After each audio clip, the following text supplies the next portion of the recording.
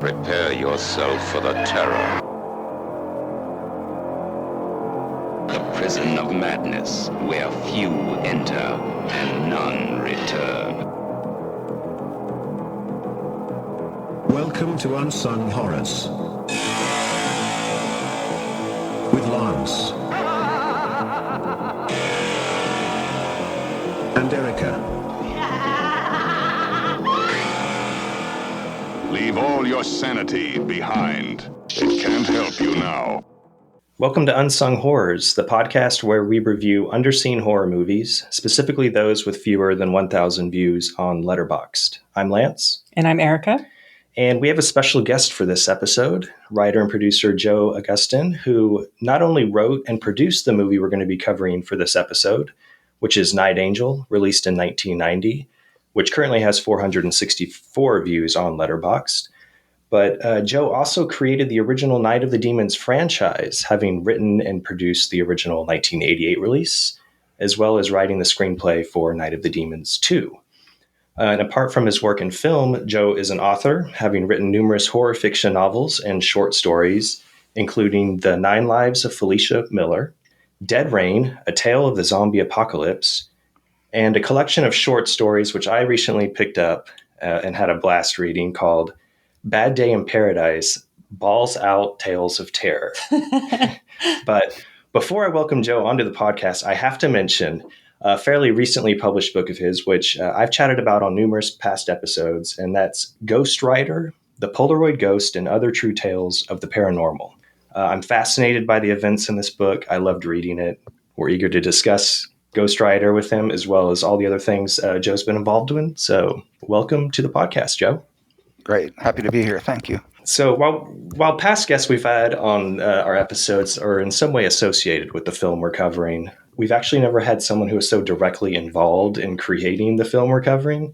So this episode's format will be a little different from our norm to our listeners. So Joe, as the writer and creator of Night Angel, would you be willing to just dive right in, tell us not only what the movie's about, but what inspired you to write the screenplay and the character of Lilith? Sure. I've always been interested, ever since I can remember. When I was a little kid, I'd go to the library and just devour books on everything related to the occult. At some point, I stumbled across the legend of Lilith, who supposedly it's included in Kabbalistic versions of the Bible. I never was able to track them down, but I did find references to them. And in a nutshell, Lilith was allegedly Adam's first wife, and she refused to be subservient, refused to let him get on top of her to have sex, basically, and eventually fled, and went to the banks of either the Dead Sea or the Red Sea. I can't remember at this point, but she basically went and fled and hid out in the cave and began to fornicate with demons and gave birth to, thousands of demon babies. But her whole thing, she hates true love. She hates any kind of marital bliss. She hates children. And in the Middle Ages, especially in Jewish tradition, people would create these amulets to put on their babies in their cribs and stuff to protect her from Lilith. And they also, I guess also in the Christian traditions, they would attribute certain wet dreams to succubi. And Lilith is basically the archetypical succubus. Mm-hmm. She's, the original. And a lot of her offspring are more like succubi who go and seduce men in their sleep, visit them at night and whatever.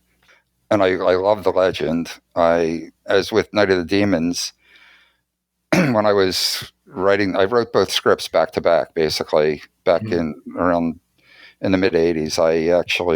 I went to Los Angeles from Philadelphia to study producing at the American Film Institute.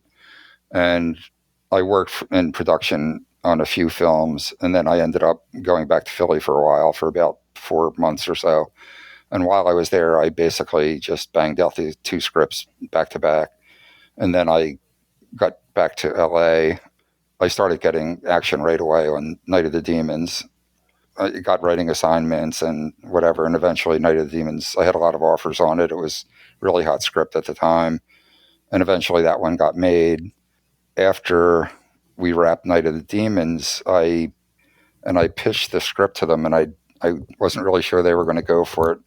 And I still wanted to shop it around elsewhere because I saw it more the original draft. The draft that of the film that you've seen is completely different from the original draft. The original draft was much closer to the legend. It basically started with an American oil engineer who was working in the Middle East, and he has a few days off, so he actually goes to Israel, and he falls asleep on the shoreline of the lake, and Lilith comes to him in the middle of the night and seduces him. And then the next day he wakes up and he's like kind of drained because the succubi are sort of like vampires, and he just writes it off as a dream. And eventually, after a few weeks, he returns to the States and to his fiancée, and Lilith turns up, at night back in his life, basically, and slowly begins the process of like draining him. Oh, wow.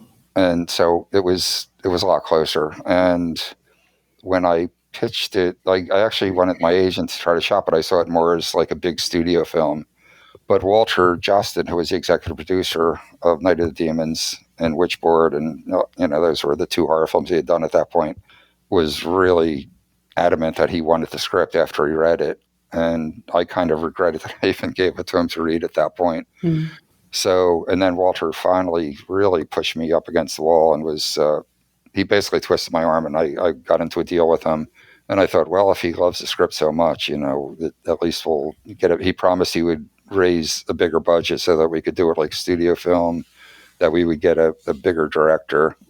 As soon as I signed, when I did Night of the Demons, because I had several offers on it before I signed a deal with them, I was really tough in negotiations, and I got a clause in it that gave me like basically creative control over the film.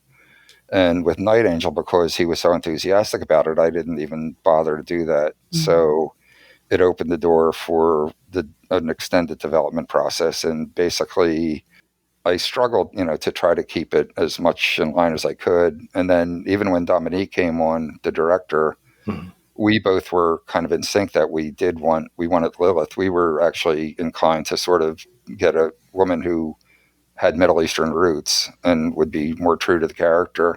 And Walter's response to that was, well, if Lilith came back today, she would be an American woman with big American breasts. And so that's will show just how far apart we were. And, right. But at the same time, I became more philosophical after Night of the Demons, because there were certain things in Night of the Demons that bothered me. They weren't big things, they were little things, but I realized that I had worried about them, with little reason, that everybody has a different interpretation and they respond to things differently. So I thought maybe I'm not the, final arbiter, or shouldn't be, whatever is going to go into this film. So what came out on screen basically was sort of an amalgamation of my ideas with Walter's and Dominique's, and that was it. And I was really happy when it was done. I mean, because we did get a lot of production value. I mean, we didn't really get the big budget that we were promised, and it was a hell of a shoot. Literally, I mean, Night of the Demons, we had one main location, and we had basically a month to shoot it. And with Night Angel, we had 28 locations, and we had like 24 days to shoot it. Wow. And then we did like a week of pickups afterwards. And, it has a much bigger cast. It's just a much bigger production with a lot more special effects. And we actually had 2 effects teams. We had Steve Johnson, who had done Night of the Demons, who's really great, who had done Poltergeist and had done a lot of big movies when he was the foreman for Dick Smith, who was a big effects guy. Mm-hmm. And we also, in Night Angel, we had K&B do some effects, and that's Greg Nicotero, who later became the executive producer of The Walking Dead and his company. So Night Angel has some interesting people connected to it. Doug Jones, who plays the goofball character. I don't know if you know who he is, but yeah, we love him. Yeah, he's great, and he's been in like 100 movies and TV shows, but he's always in makeup, basically. Right. So we were the second producers to hire him on a movie, and one of the few in which he basically, was a human being. not a demon or some other creature. Was this one of the first K and B effects gigs? They had done, I think, about a handful of shows before that. They were Okay. coming up, though. It was, it was fun. All these effects guys had like their kind of warehouse setups up in the valley, and we would go up and check them out and look at what they'd done before. And it's really funny because each of their studios had sort of a different kind of vibe to them too. And Steve was a little bit more kind of out there, and those guys were more kind of like heavy metalish. But they were all fun, and they were all really cool guys to work with. And K and B went on. I mean, they were sort of starting out at the time. They did the big effect at the end where she turns into the demon, and okay. well, I think the next thing they did after that, or shortly after that, they did Dances with Wolves. They did all the buffaloes, the dead buffaloes, whatever. So that was like a big step forward for them. But they've done a ton of stuff. And So yeah, Joe, you had mentioned that the director Dominic Othman Gerard you guys were kind of on the same page for kind of where you wanted the movie to grow. This was his first American feature, right? yes, the company had done a film called Tips, which later was reshot and released under the name Pucker Up and Bark Like a Dog.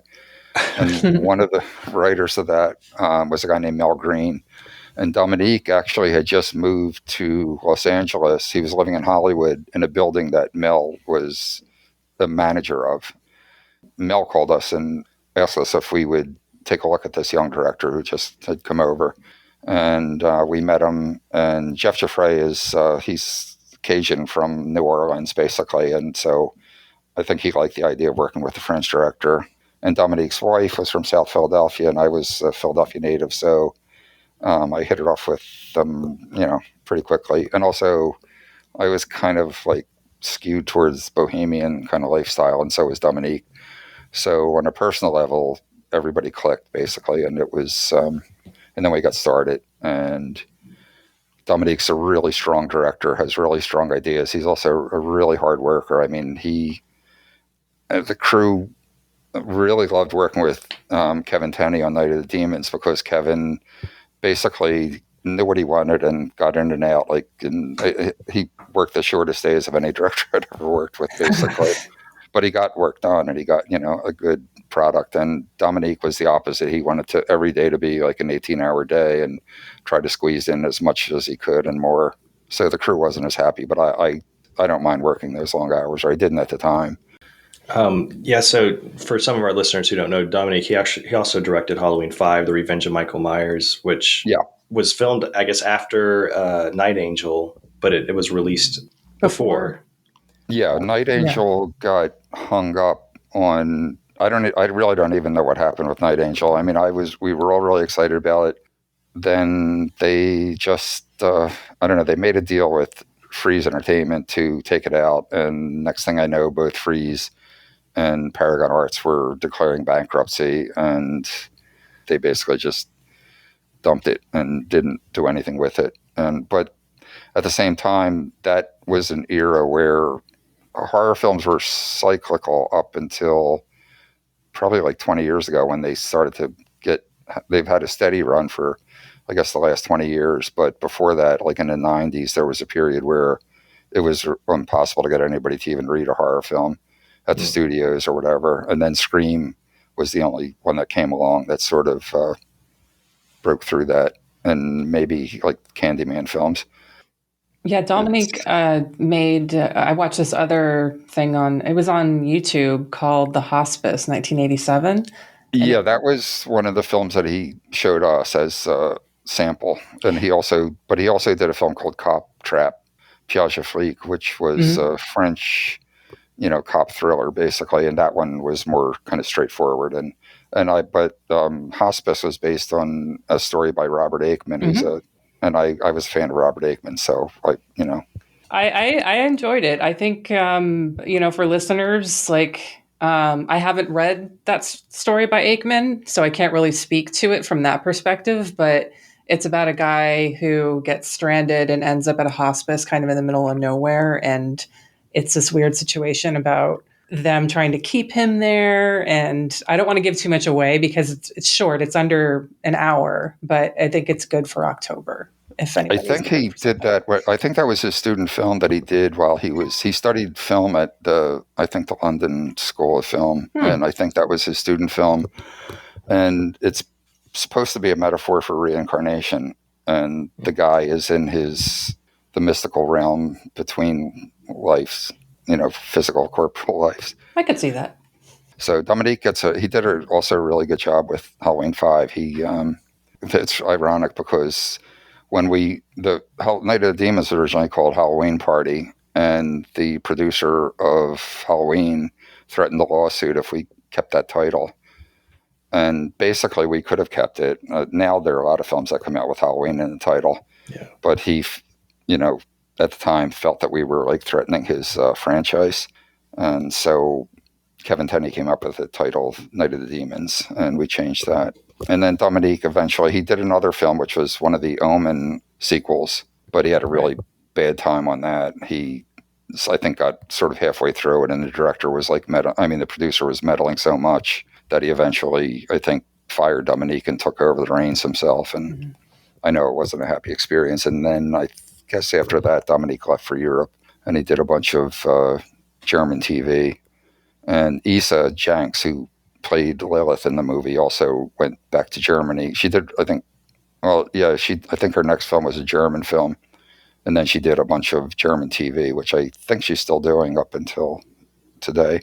And then I guess you guys know Lyndon Ashby, who's the hero in Night Angel. He went on to he does a lot of TV, but he also did some big movies. He was in Wyatt Earp, and he was Johnny Cage and Paul W.S. Anderson's Mortal Kombat. Thank you. I was like, is that Mortal Kombat? It was bugging me, and I forgot to look it up before we started. Was this his first feature for him as an actor? Or? I think it was his first feature. I think he had done a little bit of TV stuff before that, but he sort of came out of nowhere. And he was a great guy. He was really easy to work with, and he was really nice. Yeah, and then diving into the cast some more, we also have Karen Black, who's Rita, who's Karen was a sweetheart. Well, and also speaking of some great casting, I feel like we have to talk about Helen Martin, who plays Sadie. I mean, Helen was great. It's amazing. We were doing these 18-hour days. She would be up at, until 2 or 3 o'clock in the morning, and she was just a trooper. She was just so sweet. Never complained. It didn't matter how, tough it was or whatever. And the same thing, Karen Black was, she was just like, couldn't have been better, really just sunk her teeth into the role and was great. Yeah, I love that how Sadie, Helen Martin's character, is essentially, she's the hero in Night Angel, like a Van She's Helsing the hero. character. Yeah. In the original film, the original script that I wrote, she was part of a cult. They were sort of like a weird kind of mystical religious cult. And she was the head of it, but her son, who was like a middle-aged black guy, did all the action stuff, basically. So at the end, when she slays Lilith and dives into the taxi cab and all, it seems a little crazy. But originally, that was supposed to be done by a younger male. But Walter decided that we didn't need that; could condense it into one character, and so I went with Sadie because she was, I went, like with Night of the Demons, I wrote a bunch of minority characters into it, and I thought that it would be really cool to. And also an old woman would be wise, So I loved it how she's the one who drives the dagger, and it's great. Yeah. And then I guess last but certainly not least, you, Joe, you have a cameo, at least one in Night Angel, right? I know you're at the bar. That's you. Yeah, I'm at the bar. We're looking really scuzzy. Smoking. There's a lot of close-ups on, I guess Dominiqu's like, okay, get another Joe shot there. Yeah. Were you in the hell scene too? Were you in any makeup? Yeah, I was we were, Walter Jostin, myself, and Jeff are dressed as like popes and cardinals. Okay. In the hell scene. I can't remember who was who, but we're in there basically in the makeup. So, and the other character who's Phil Fondacaro, who's the dwarf Samael, is I met him way back when I was at AFI on a student film. And then I was really good friends with a producer named Steve Golan, he recently passed away, but before that he won an Academy Award for Spotlight. He was producing a student film, and I just was helping him out doing Boom, and I met Phil. He was one of the stars of that little student film. And then later Steve hired him to be in the Hard Rock Zombies and American Drive-In films. And so I knew him, and I liked Phil a lot. I hadn't seen him in a couple of years, but I wrote that role specifically for him and got him in there. Yeah, that hell sequence is like... Yeah. It's so great with the gel lighting and just how much practical effects are thrown at you. I love it. My head, here's where my head went. If you relocated, this is very specific, if you relocated the nightclub in Hellraiser 3, the Boiler Room, and I never advocate for Hellraiser 3 because I'm not a fan, but if you take that nightclub and put it in the underworld in Mario Bava's Hercules in the Haunted World, that is exactly what this hell scene is. I loved it. This is my favorite part of the movie. Oh, good. Yeah. It was fun shooting that too. We had the Susie Sparks who pops up and makes an appearance. Were there a lot of adult industry performers in that sequence, or there were about there were at least 3 that I know of. We hired a guy, Bill Margulies was like an adult manager or agent, and one of the line producers on the film had a contact with him, and so he roped this guy in, and he brought the people in. There's a girl lying in bondage on a table, little blonde girl. She was one of them. But I don't even think she was an adult actress. I think she was just like a friend of Bill's. And then, and Susie Sparks, Walter, again, one of the reasons that I eventually parted company with Paragon and Blue Rider, which are Walter's companies, was because he kept always wanting to do the same kind of gags over and over again. And because in Night of the Demons, we had a breast gag that everybody kind of liked. He wanted to do another breast gag. And so that's the thing we did with Susie Sparks, basically. That was quite when that happened, I was like, okay, this movie just really kicked off. This is going to be wild for the rest of the ride. I know it. Yeah, I'm sad that more people aren't aware of this movie. Yeah. Even when I did Night of the Demons, I was all excited. We released that regionally, so it would play in all different cities, and in every city that it played, it would be like one city at a time, but there would be heavy advertising, and so anybody in that city who saw the ads on TV or whatever would assume it was like a big studio film. And it did really well. I mean, it was kicking ass in all the cities it opened in Detroit and Washington, D.C., and all these big urban cities. And Philadelphia was the only one that didn't open, which was my hometown. And I got really pissed off. But they decided at the last minute, they were supposed to open it in Philly, and then they decided to open it in the Texas area instead. And when they opened it in Texas, there was a record blizzard or something that weekend, and it totally knocked the box office down. And after that, they decided to pull it from theatrically, and they had a really big offer for video, and so they just took that and cashed out on it, basically. And Night Angel played in the Los Angeles area, and it actually got really good reviews in the LA Times and Variety, but then it just imploded after that, so which was frustrating. So, I mean, I'm backtracking a little bit here, but with we kind of mentioned Doug Jones already. Yeah. So something that we've brought up on the podcast a couple times before is dancing. We've talked about Per Oscarson in Backstock in Backstock in previous episode. We've talked about Crispin Glover in Friday the 13th. I think we might have a new contender with Doug Jones, or Ken's character at the nightclub. Because as soon as he hit the floor, I was like, oh, he's giving Crispin Glover a run for his money. He was good. He was really, he was great. He was great to be around. And his dance scene is classic. Bounces. And I usually like to comment on the score for every episode and movie we talk about. So I know Corey Lirios provided the original score for Night Angel, which he also did Child's Play 3 and actually the comedy one, Crazy Summer. But Mhm.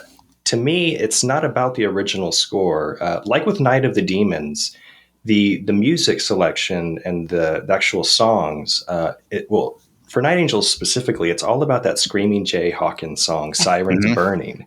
Yeah. Did you have, I know you had a big part in Night of Demons with, Bauhaus and, selecting those Yeah. tunes. Did you do the same here? With this one, I wanted them to get Screaming Jay Hawkins had his big hit was "I Put a Spell on You," Mm-hmm. and so that's the song I wanted to go for, and we made a deal with him for that song, and then after we paid him and he spent all the money, he came back and told us that he actually had already like sold the rights to somebody else Oh, no. and Oh. exclusively, and so he didn't have the rights to it anymore.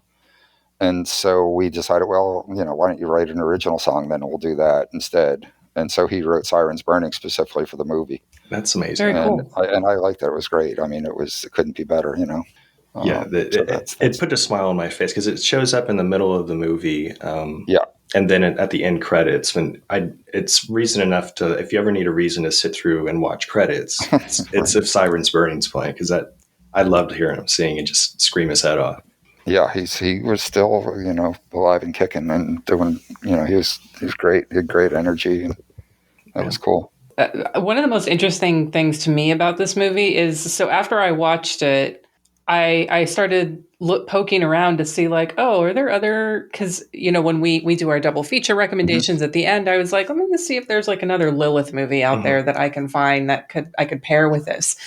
And there's really not a lot. There's a lot of, like, I found a lot of TV episodes that featured a character named Lilith that were sort of based on that mythology, but Yeah. there's really not a lot of movies, which seems like such a great concept. And that's the thing I like most about this, is because, when you're describing Lilith as like, she hates this, she hates this, she hates this, I'm like, I identify with all of these things. Right. Like, this is me. Yeah. Like, Lilith hates children, that's me. She's a proto-feminist, basically. She's the first, it's a proto-feminist demon. Yeah. And the Lilith Festival hadn't even existed back then, the music festival. Right. I mean, when I wrote the script, it didn't exist yet. And then it came a little while later. Yeah, no, I love finding obscure legends and, I devour this stuff, so. There was a short book out there called The Book of Lilith by Dr. Barbara Black Colto. I had that book. She was hired as a consultant on the film. She would be on the credits on the back, and she gave me an autographed copy of that book. And then I was contacted about a year after we made the film, by a friend knew I had done it, and he was friends with another director who wanted to do a similar film. And I won't mention the director's name. He's somebody you would know instantly. He's really big. He contacted me. He wanted to know if I would lend him the book. And I lent him the book, and I said, okay, but I want to get it back because, it was inscribed to me and whatever. And he said, oh, no problem. And then I didn't hear back from him for a while, and I finally contacted him, and he got really indignant. And he said, what book? You never gave me a book. It was really bizarre.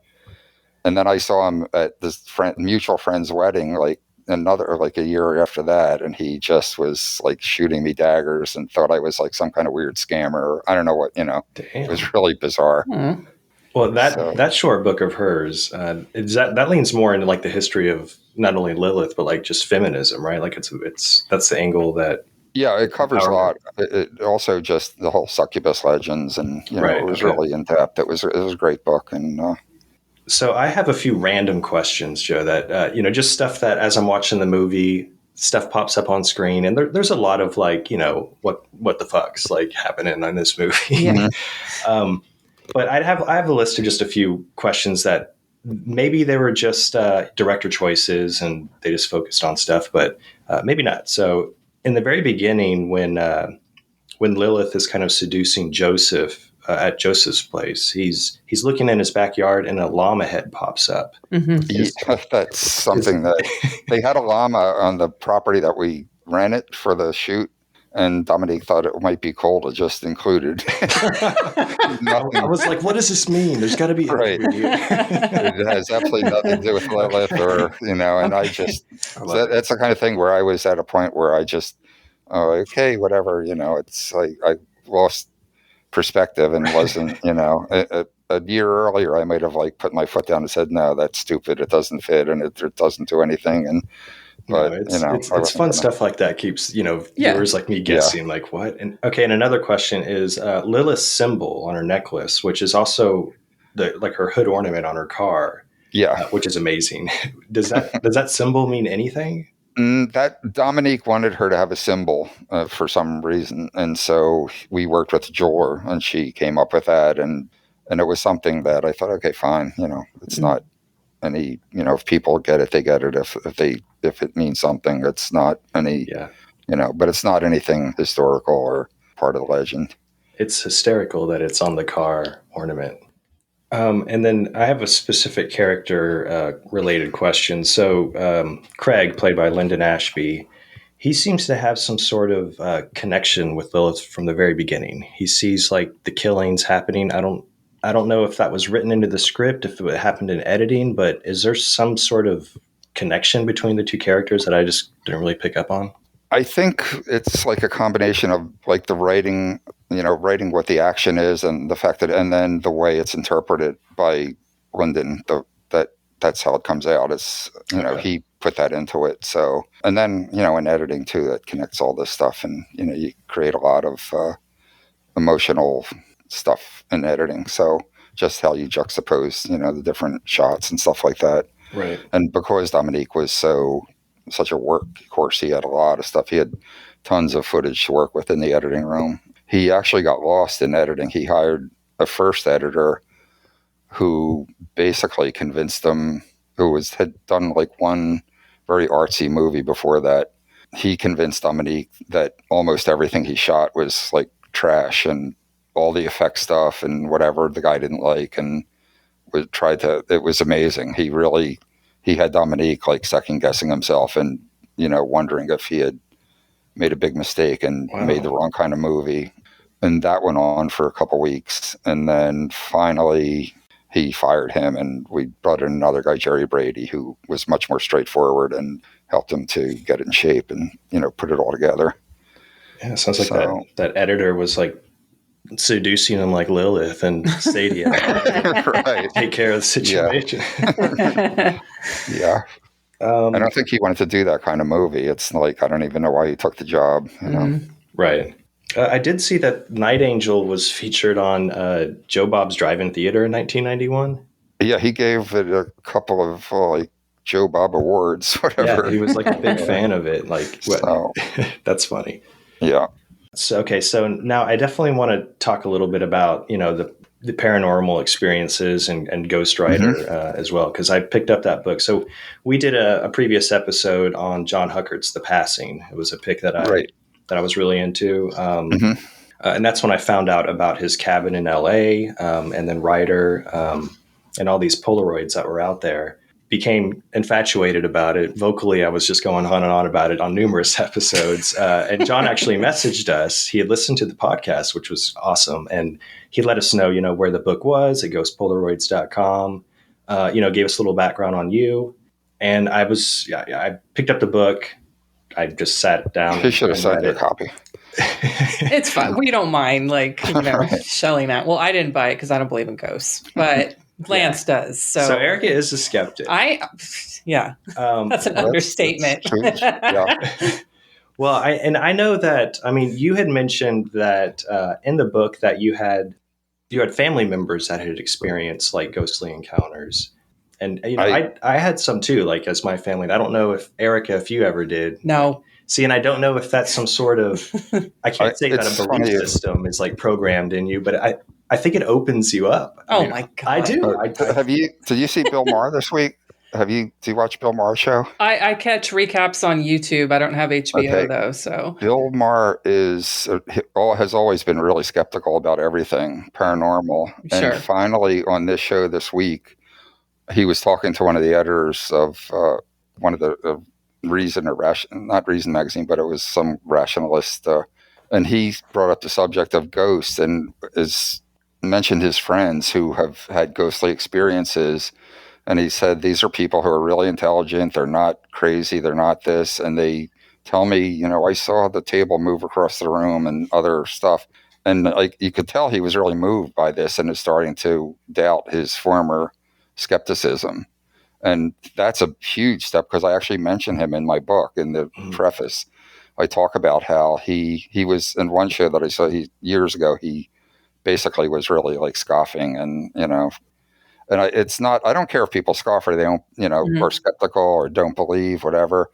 In my book, I even say I'm just as annoyed at people who are overly eager to believe that they'll just lap up whatever paranormal or fake paranormal stuff. They're just not discriminating enough. And there was a parapsychologist named Nandor Fodor who had been one of Jung's students, I guess. He's Hungarian.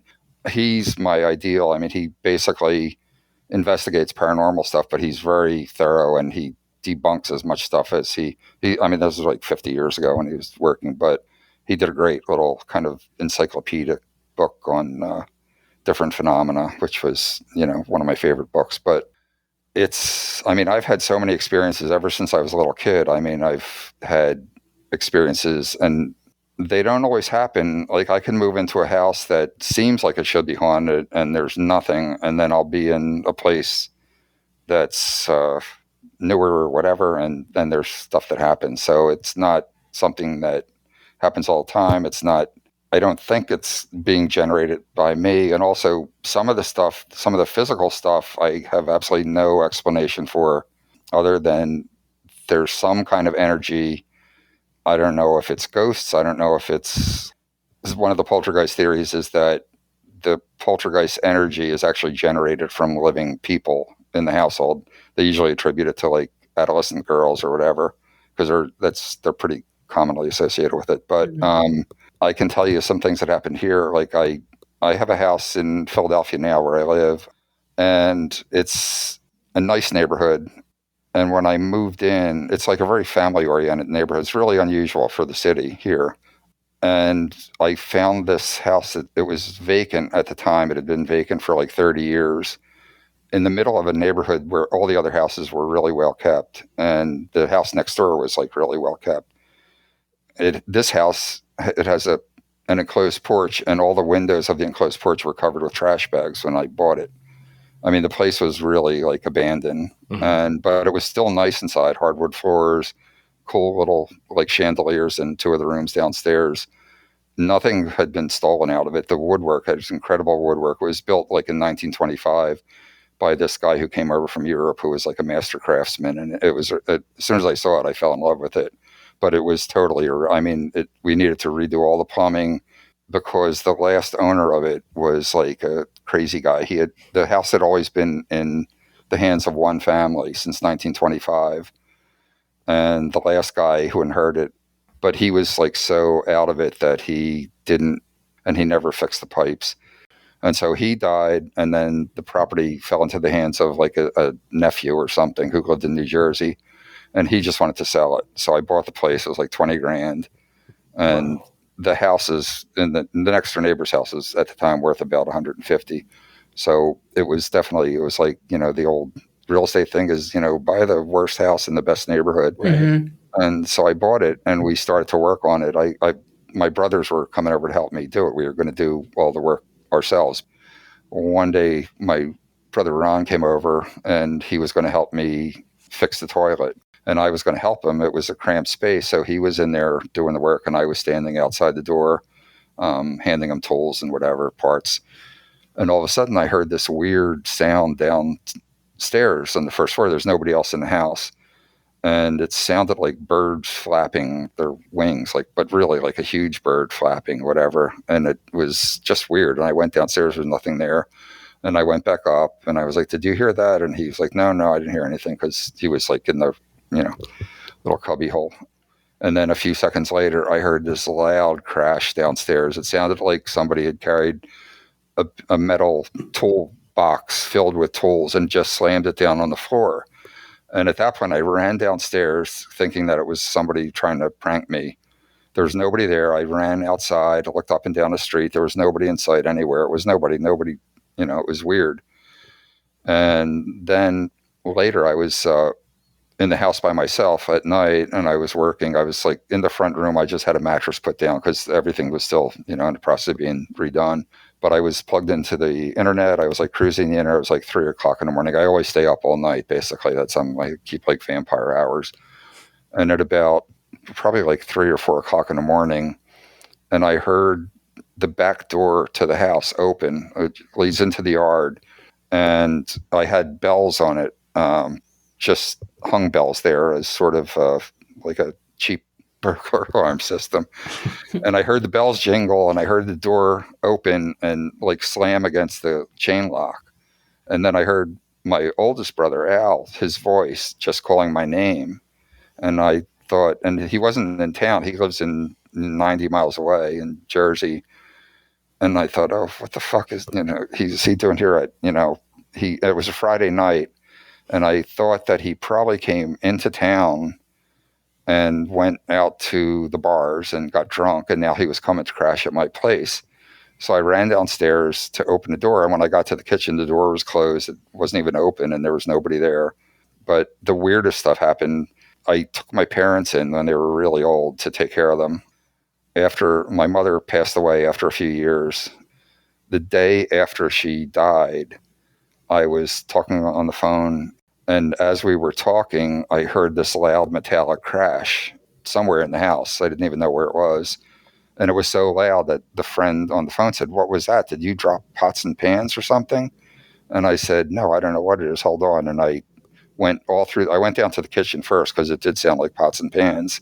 There was nothing there. I went all through the house. I finally went into the back bedroom. When I heard I was in like middle bedroom, and I went into the back bedroom, which is my office, and there were quarters scattered all over the floor. And I realized that was what the sound was. And I was like, and I looked at it, and one of the quarters was sitting in this white plastic cap from a pill container. And then I realized that my mother kept a stack of quarters in one of those amber plastic pill things to use for parking meters and stuff like that when she went out. And after she died, when I was like cleaning stuff up, I found it, and I didn't want to deal with it. So I put it in the top drawer in a bureau in that room. And somehow it got out of a closed drawer and shattered on the floor. Wow. And I could not explain that. And then later, when my father died, the same thing. I was like upstairs in the room, wide awake, and I heard a big metal banging around. And that time I went straight back to the office, and there was a metal ceiling fixture that I had removed from the hallway. This one had been sitting on another like bureau dresser in that room, and somehow it flew off and went 6 feet across the room and went on the floor. And then the final thing happened when I had a cat that was my favorite cat. I loved him. He came with me from California and had been with me for years, and he passed away. And then like a day or two after he died, I was like, again, up in my room, and all of a sudden I heard this weird noise. I couldn't tell what it was, but it was like a rolling sound. And I went to my office, and the door was closed, and I opened the door, and there was a little crystal ball that I had on a curio shelf, like cat corner all the way across the room. And somehow it had fallen off the thing and rolled all the way to the door, basically. I just can't explain those things. And, it could be some kind of weird energy. There was nobody else in the house. There was no way, even if I had a cat at the time, there was no way the cat could have, gotten in a drawer and pulled out the thing and thrown it, or knocked that big other metal lamp thing around. So yeah, I mean, a lot of the stories that you just kind of told are in the Ghostwriter book. Like the first half are of your paranormal experiences, then it goes to the Ghostwriter.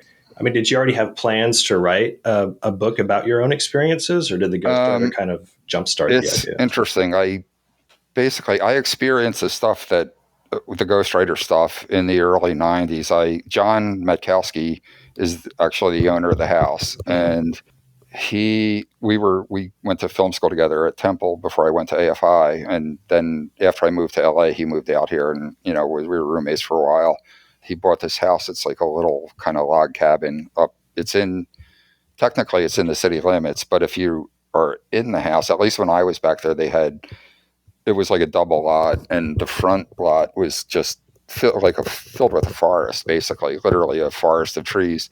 So you get the feeling if you're sitting on the porch, it's like being out in the country, basically. Although you're in the city, it's really great. It's a great property, and I spent some time there, and I had some weird experiences, but just minor stuff that And then he started telling me about. He called. I went over one day, and they showed me these Polaroids, and the first one that they got was the one I call it the poodle skin, which I think it's on the cover of the book. It was just really dramatic looking, and there were actually a sequence of 2 or 3 it's the same image but in different forms. Like it looks like it's moving forward in the second one, and then I kind of I was impressed by it, but at the same time I wasn't totally sure if I bought it or if it was some kind of hoax. And then I went to a Halloween party at their house, and while I was there, it's like it started off. Everybody brought half the guests had Polaroid cameras that they brought with them. People were snapping pictures, but they weren't getting anything. And then I was outside talking to some friends, and all of a sudden we could hear the energy level in the house go way up, and all this murmuring and whatever. And we thought, oh, let's go check it out. So we walked in, and everybody at once started getting different ghost photos.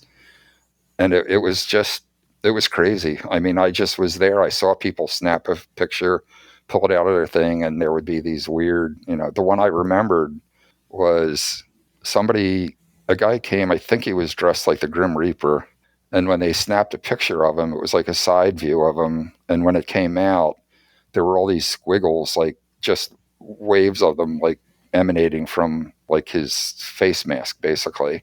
And it looked like, if you made those squiggles red, it would look like somebody just blew his head off with a shotgun or something. Yeah, I remember that in the book. He got so freaked out that he left the party right then. And so I started, like, to answer your question, I guess it was about 5 years later. I don't know if John Matkowski asked me if I had any interest in writing a book about it or whatever, but for whatever reason, I started to write a book specifically about their house. And so I wrote down everything that I remembered. And it's good that I did, because if I had waited until I actually finished the book, I would have forgotten a lot of the details. I started to write it, and then I got like a writing assignment. I got a movie assignment, and I got distracted by that. And then I ended up like leaving LA and moving back east, and just got swept up. When I got back here, I got another writing assignment, and it took me a few years to be able to get back, to clear the decks and get back to it.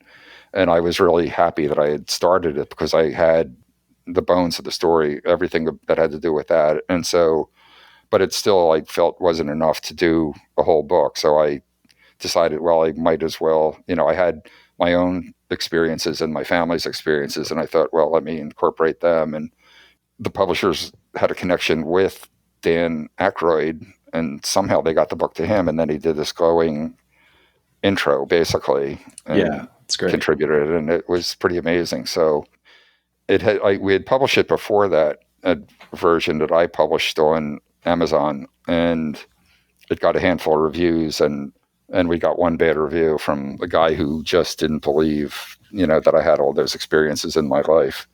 That's rude. So, like leaving a negative. Look, I mean, I even said I don't believe, but I would never leave a negative review about it. It's just like, this is just something that's never happened to me, and I'm a person. It's like, it's got to happen to me. I got to see it to believe it. So right. That's my level of skepticism. That's the fucking shithead who left a negative review. I don't believe in this. Well, 1 star. Fuck that guy. Yeah. What can you do? I've had bad reviews. My book Felicia also got mostly great reviews, and then there was one woman who absolutely hated it and totally skewered it. So I think every book has to have at least one like really trashy review. Yeah. So cool. Yeah, I mean, I think it's a fascinating book. I've already recommended it on numerous episodes, so I'm recommending it here again to people who are interested in that type of paranormal stuff. So yeah, I mean, let's go ahead and do our double feature picks with Night Angel. This is the part of the episode where we usually like to pair, what would play well with the film we're covering. And Joe, do you have a I think that probably the one film that I would pair with it, which is similar, is there's a film called Siren, which is about a group of guys who go, I think it's a bachelor party, and they end up going to like a strip joint or something way out in the country. And there's one particular woman there who, turns out to be a succubus. And it's low budget, but it's a lot of fun. It's really well done. I enjoyed it a lot. I mean, I thought it was just, I think it would be a perfect pairing with Night Angel. Nice. So, I mean, if you wanted to go for straight horror, my two favorite horror films recently are, one is called Haunt. I don't know if you've seen it, about a group of people who go to one of those the haunted house. Yeah, I have seen that one. Houses.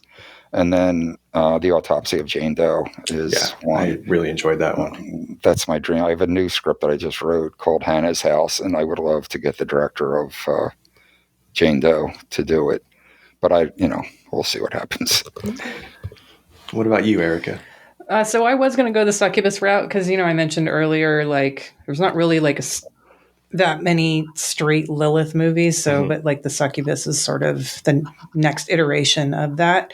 Yeah. So I instead decided to go for more of like a plot point similarity. And so I went with another movie that centers around a magazine where people are getting killed off in it. So I picked Delirium from 1987, directed by Lamberto Bava and starring Daria Nicolodi. Yes. That was my Daria Nicolodi pick for this month's Horror Gives Back challenge anyway. So, and actually Sam Deegan recommended it when she was on a guest for our Patrick Still Lives episode. And I finally got around to watching it. It's great. It's about a former sex worker who runs a popular magazine, and someone is killing the models who are being featured in it. It's one of the few in like the late 80s Italian horror that, we like that little niche in this podcast. So I had to throw this one out there. So, right. No, but I'll dig it up. Yeah, it's got some really great surreal murder set pieces as standout scenes. So like when you think about like the nightclub hell scene in Night Angel, there's two in particular murder set pieces where the victims have these weird masks on their face as part of the murder itself. Like, so it's really cool. Is it like a giallo or? It is a murder mystery, so yeah, you could call it that for sure. I get nervous with that word because so many people are throwing it around lately that I'm just okay, murder mystery first and foremost. Really cool murder set pieces. Yes, then I would definitely. And I guess there are specific. I just read something where they were talking about specific conventions to the giallo genre, which I didn't really. They seem pretty restrictive, but for the description of the genre, but I don't know. And the thing is like my first criteria is murder mystery because that's the origin of it. That it comes from these books. I heard someone call stage fright a giallo, and I nearly lost my shit because I was like, who the murderer is the whole time. There's no fucking mystery. Stage fright is not a giallo. Stop it, people out there in the universe who are calling it that. It's not. I think you might like my Hannah's House. It's got a murder theme in it, and it's pretty interesting. All right. Lance, your double feature pick. Yeah, so mine is going to be considered very lazy. It's very straightforward. God, I'm going. This is the episode that's dropping right before Halloween, so I'm going for the perfect Halloween movie. Okay, and that's Night of the Demons. Oh, obviously, obviously the original 1988 one. I would pair this well. Obviously, I think it'd go well because you got Joe Augustyn, you have Steve Johnson. It's like a Paragon Arts double feature. I would call it the Night of Augustyn Nights. Do you get it? Erica? I think it's great. Night Angel, Night of the Demons, Night of Augustyn Nights. No? Okay. Nobody? All right. Yeah, sure. So yeah, that's what I would do. I did want to ask you though, did you watch the 2009 Night of the Demons?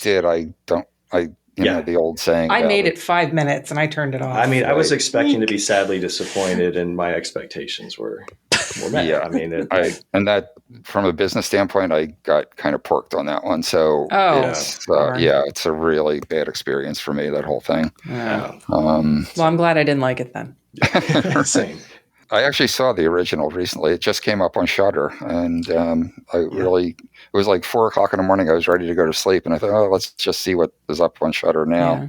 and it had just come up, and I watched the whole thing and didn't get to bed, and then I got all excited. I watched it, and I couldn't go to sleep, and I was up until like 10:30. Oh, It's so much fun. crazy. It is. And I rewatched it too recently.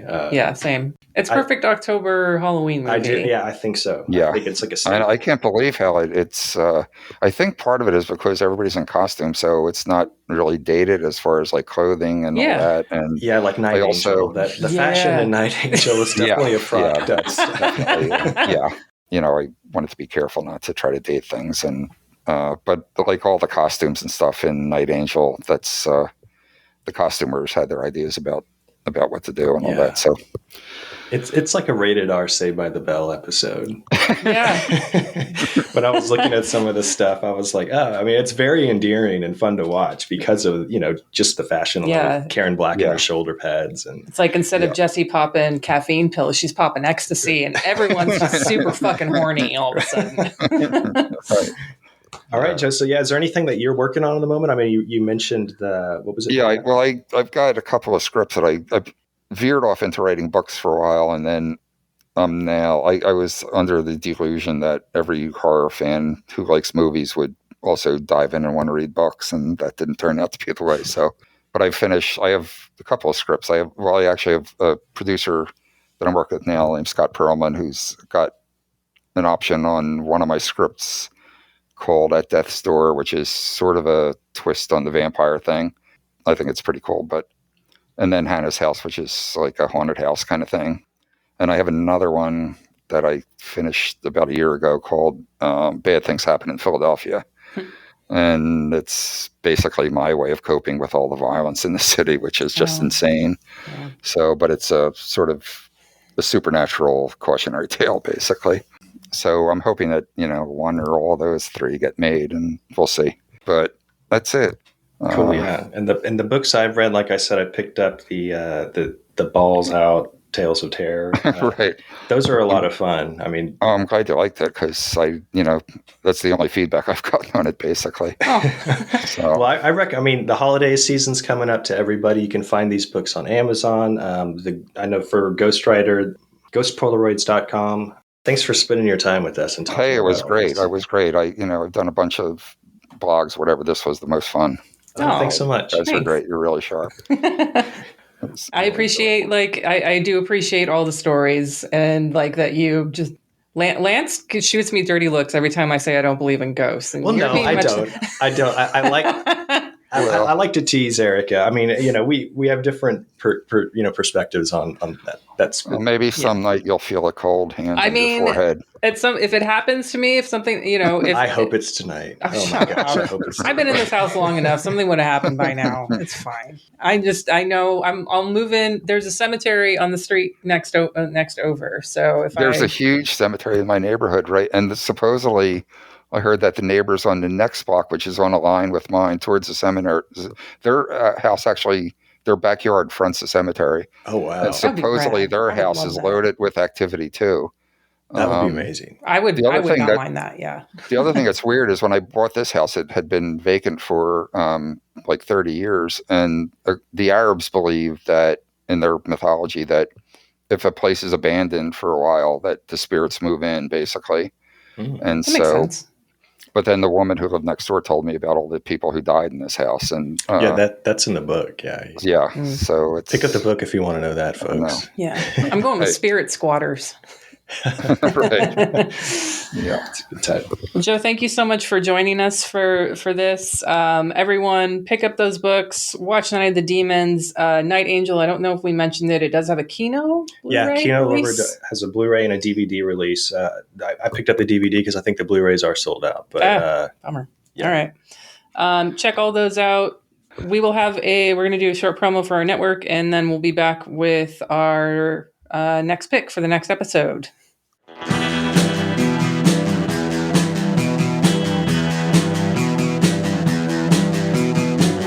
You're listening to the Prescribed Films Podcast Network, home to hundreds of hours of free podcast entertainment. The shows on this network all have a common goal, providing you with the best discussions about movies and other forms of entertainment media. The PFPN hopes to fill your earholes with audio joy. Visit our website with links to all the other amazing shows at www.thepffpn.com. Thanks for listening.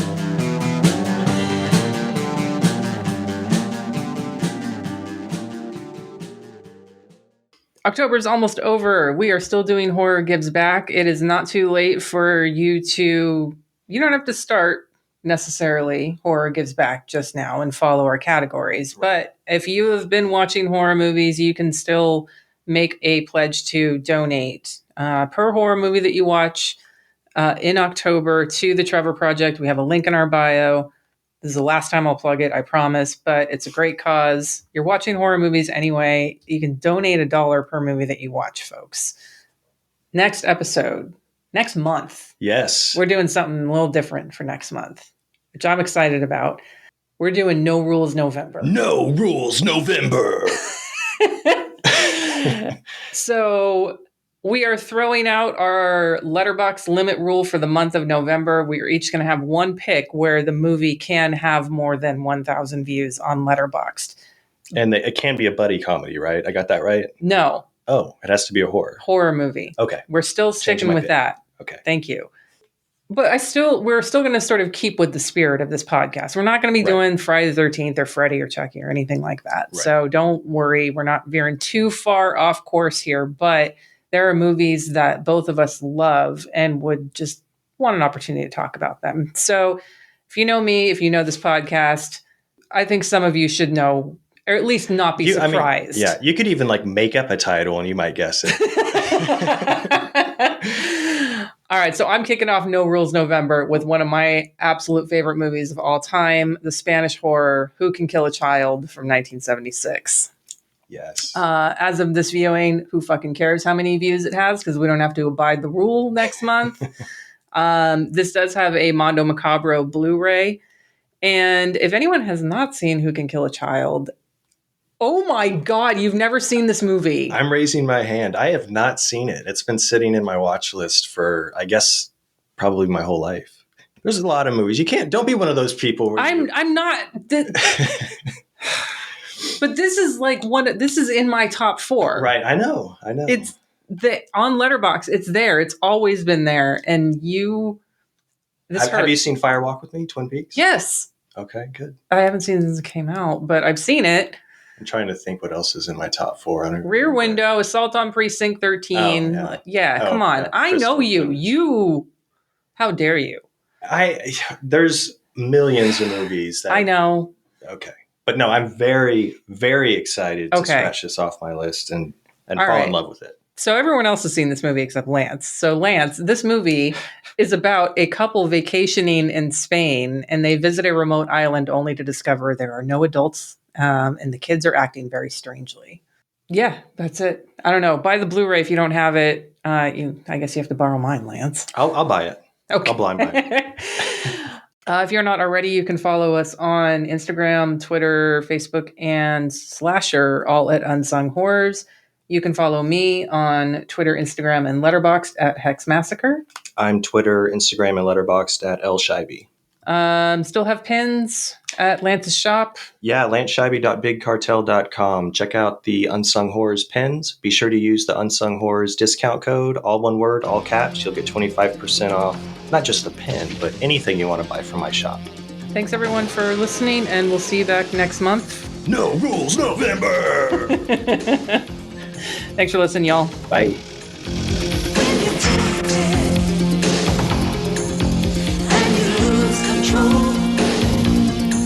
Before you know it, you surrender your soul. Well, I can feel it coming over me like some disease, driving me down, darling, to my knees. I'm going under.